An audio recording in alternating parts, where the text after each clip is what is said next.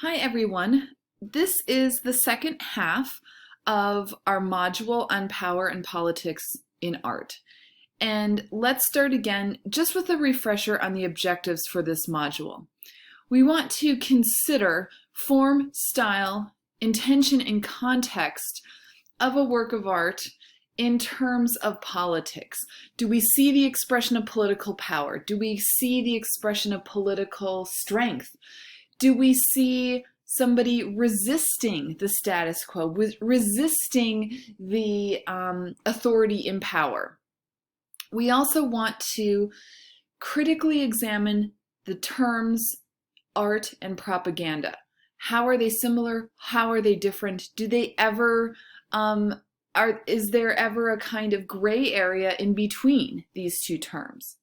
And finally, we are going to identify how class, race, and gender play into expectations about political art and how power is expressed.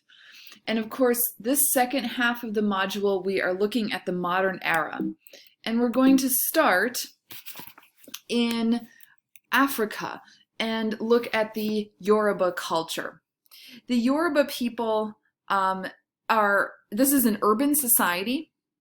By the 11th century, so this is kind of the middle of the European Middle Ages, they have huge, very populous city-states, and these are all based here on the west coast of Africa. So we're looking at a detail here of different Yoruba city-states in present-day Nigeria, and then some in Benin next door.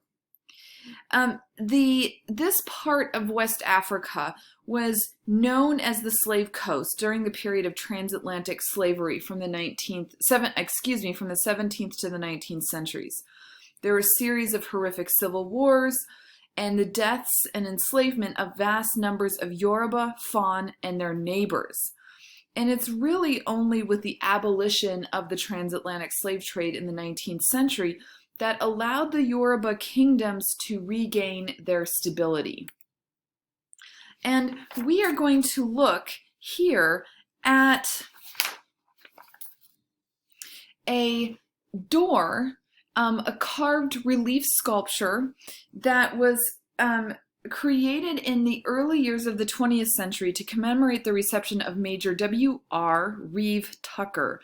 He's the first British traveling commissioner to visit the Yoruba king at the city-state of Isa.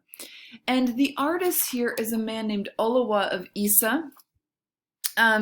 We actually have a number of other works from the same artist. He died in 1938, and he worked for different Yoruba kings throughout this area and carved this door to commemorate this particular event here of the British Trade Commissioner. What's really interesting about Olowa's style here, and we can see that in the detail on the left, is that some of the relief, like these decorative elements, are really low relief. They don't emerge that much from the door itself. But then other elements of the relief are really high relief, like this image here of the king. I mean, he's almost three-dimensional. He's almost entirely protruding from the door panel itself. And instead of kind of frontal static poses, Olowa turns the heads of his figures in opposite directions from the body. The limbs are twisting and moving to give the sense of movement and walking. So we are looking at one side of the door panel itself. The other panel that we're not looking at would have included depictions of the British, the major, the captain, their entourage, the missionaries who came with them. We're looking at the right panel that depicts the Yoruba king and his entourage.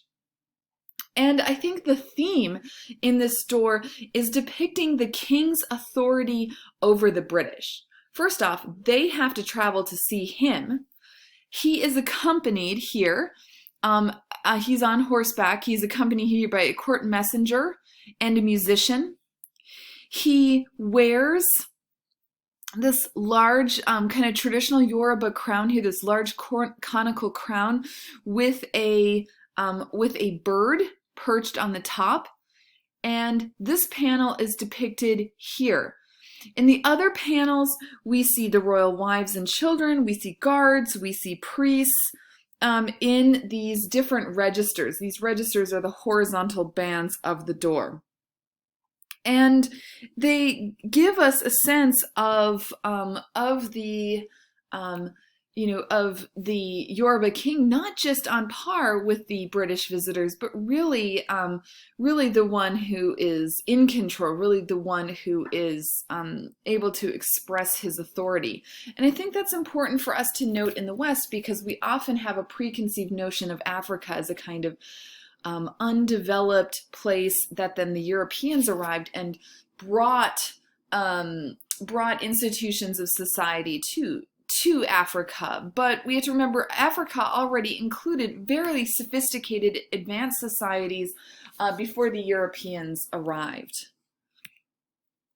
All right, let's move over to China. And you read an article about the Forbidden City in Beijing. This is the heart of Imperial China, the most important architectural complex, the majority of which was built during the Ming Dynasty, which is a dynasty that began in 1368 and went to 1644. So nearly 300 years of Ming rule here. And make sure that as you read that article and took notes, that you also watched the embedded video in that article as well. That embedded video, I think it's so important with architecture to actually see those videos. You get a sense of walking through what it is like to actually be in the Forbidden City itself. All right, so we are looking here at an aerial view at the bottom, and then next to that on the right-hand side is a kind of plan that shows us the distinction between the inner court and the outer court, along with some larger photographic views here at the top. So what happens is that the imperial authorities, they want to lay out their capital city, Beijing, according to traditional Chinese principles. They have a rectangular grid with that inner court, that walled complex at the northern end. The southern end is then what is called the outer court, sometimes called the outer city. That's where court officials lived. So not members of the royal family, but lawyers, advisors, philosophers who worked for the family. And this distinction, this kind of highly ordered architecture is really important in Chinese imperial thought.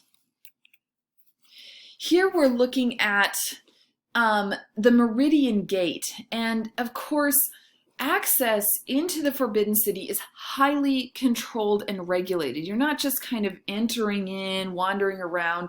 The whole complex, both the inner and outer courts, are walled off from the rest of the city, and there's a series of successive gates that a visitor would travel through to have, for example, an audience with the emperor. This is a really impressive approach. Look at this massive Meridian Gate here. It's a monumental complex, and not just for the gate itself, but we have these perpendicular wings that protrude from the side.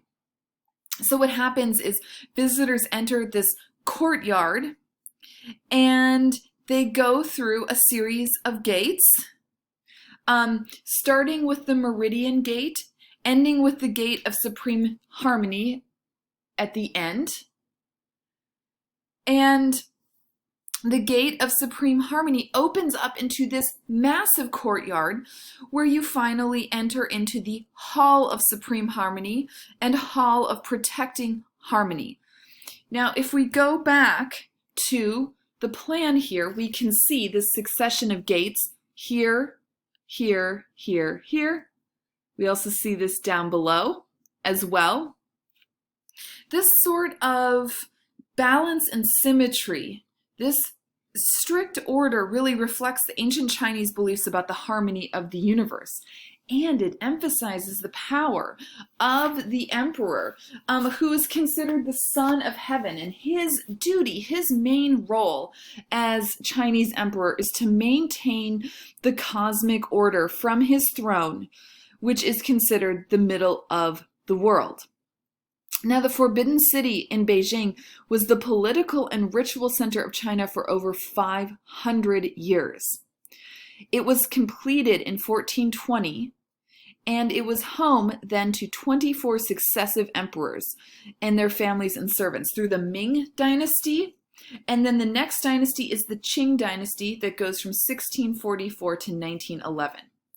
The last occupant, the last emperor of Imperial China is Emperor Puyi, who was expelled from the Forbidden City in 1925, and then the Forbidden City was transformed into the Palace Museum.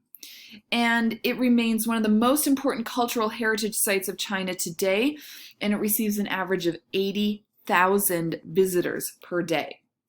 So what happens in China with the end of imperial rule? There's a major political shift here, and of course that has huge impacts on art. So in the next video we'll start there, and we will talk about how the Communist Revolution in China changes the art program.